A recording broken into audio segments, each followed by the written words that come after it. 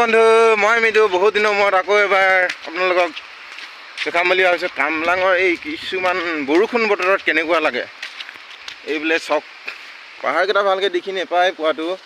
হ'লেও ইয়াত এনেকুৱা বতৰত বহুতেই ভাল লাগে মানে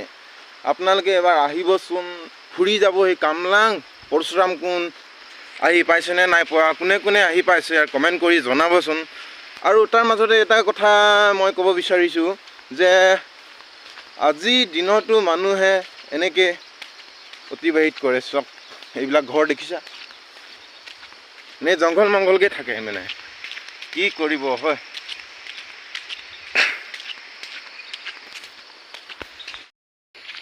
এয়া হৈ গ'ল তোমাৰ আমাৰ কামলাং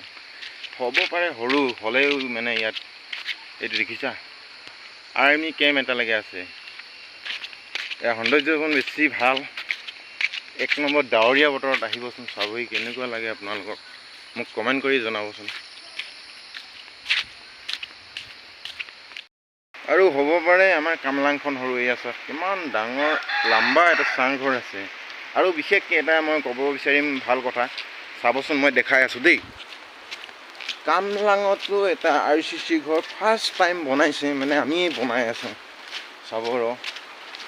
এইফালে টিং এইবিলাক লগাই থোৱা আছে আমাৰ ছাৰৰ ঘৰ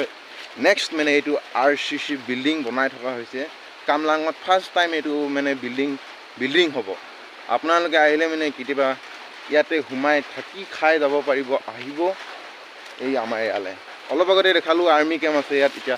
চব প্ৰয়োজনীয় মানে বস্তু আছে ইয়াতে চাংঘৰ আছে আছাম টাইপৰ ঘৰ আছে একো চিন্তা কৰিবলৈ নাই এইফালে চক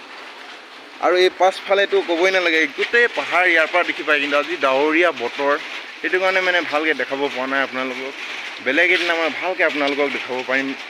আপোনালোকে যদি ভাল কমেণ্ট কৰে চাই থাকিব নেক্সট ভিডিঅ'ত আপোনালোকক আকৌ লগ পাম অ'কে বাই বাই